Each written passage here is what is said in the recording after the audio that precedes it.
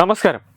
റഷ്യയിൽ വൻ ഭൂകമ്പമാണ് ഇന്ന് ഉണ്ടായിരിക്കുന്നത്. രാജ്യത്തിന്റെ കിഴക്കൻ പ്രദേശമായ കാംചക് ഉപദ്വീപിന് അടുത്താണ് ഇന്ന് പുലർച്ചെയോടെ ഭൂകമ്പം റിപ്പോർട്ട് ചെയ്യപ്പെട്ടത്. 8.7 തീവ്രതയുള്ള ഭൂകമ്പമാണ് ഉണ്ടായത് എന്നാണ് പുറത്തുവരുന്ന വിവരങ്ങൾ.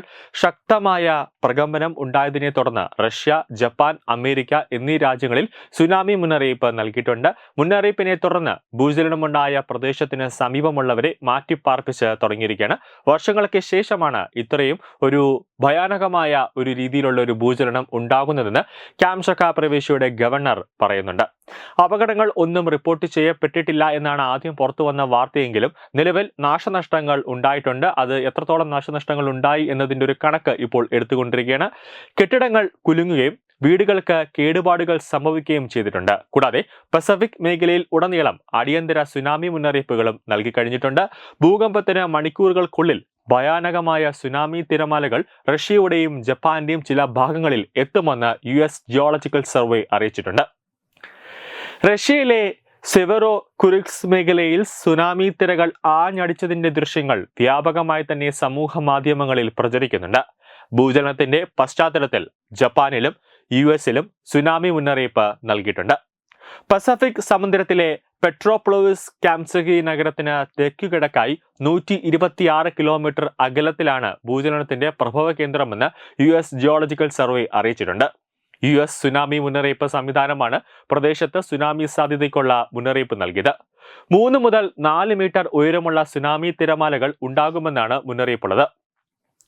അതോടൊപ്പം തന്നെ മാർഷൽ ദ്വീപുകൾ, ഫിലിപ്പീൻസ് അടക്കമുള്ള പ്രദേശങ്ങളിൽ 1 മീറ്റർ വരെ ഉയരമുള്ള തിരമാലകൾക്കും ദക്ഷിണ കൊറിയ, ഉത്തര കൊറിയ, തായ്വാൻ എന്നീ രാജ്യങ്ങളിൽ 0.3 മീറ്ററിന് താഴെ ഉയരമുള്ള തിരമാലകൾക്കും സാധ്യത ഉണ്ട് എന്നൊരു മുന്നറിയിപ്പ് നൽകിയിട്ടുണ്ട്.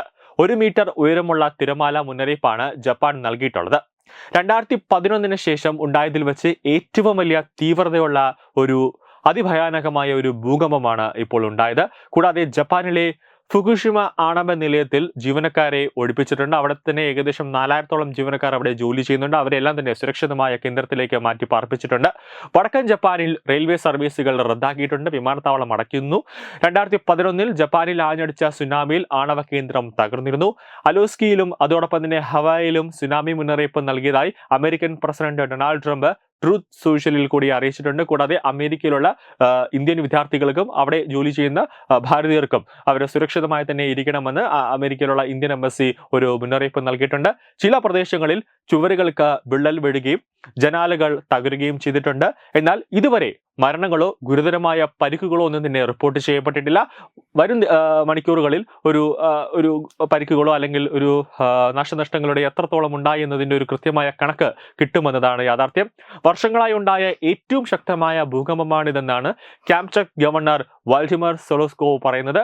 കൂടാതെ സുനാമി മുന്നറിയിപ്പിനെ തുടർന്ന് ജപ്പാനിലെ ഗതാഗതം തടസ്സപ്പെട്ടിട്ടുണ്ട്. അതോടൊപ്പം തന്നെ സെൻഡായ് വിമാനത്താവളവും അടച്ചിട്ടുണ്ട്. ന്യൂസ് ഡെസ്ക് തത്വമൈ ന്യൂസ്.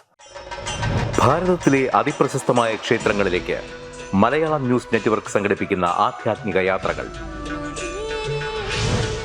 പ്രമുഖ ട്രാവൽ ഏജൻസിയായ യാത്രാനന്ദയുമായി ചേർന്ന് മലയാളം ന്യൂസ് നെറ്റ്വർക്ക് ഒരുക്കുന്ന യാത്രയിൽ ചുരുങ്ങിയ നിരക്കിൽ നിങ്ങൾക്കും പങ്കാളികളാകാം. ഭാരതത്തിലെ പ്രമുഖ ശക്തിപീഠമായ അസമിലെ കാമാഖ്യ ക്ഷേത്രത്തിലേക്കാണ് ആദ്യ യാത്ര. കാമരൂപമെന്ന് കാളിദാസനും പ്രാഗ്ജ്യോതിഷപുരമെന്ന വ്യാസനും വിളിച്ച അതിമനോഹരമായ സംസ്ഥാനമാണ് അസം. സമമായി മറ്റൊന്നില്ല എന്നാണ് അസമിന്റെ അർത്ഥം. ബ്രഹ്മപുത്ര നദിയും ഹിമാലയവും ദൃശ്യചാരുത കൊണ്ട് അനുഗ്രഹിച്ച അസമിലെ കാമാഖ്യ ഇന്ത്യയിലെ തന്നെ ഏറ്റവും പ്രധാനപ്പെട്ട കാളി ക്ഷേത്രങ്ങളിലൊന്നാണ്.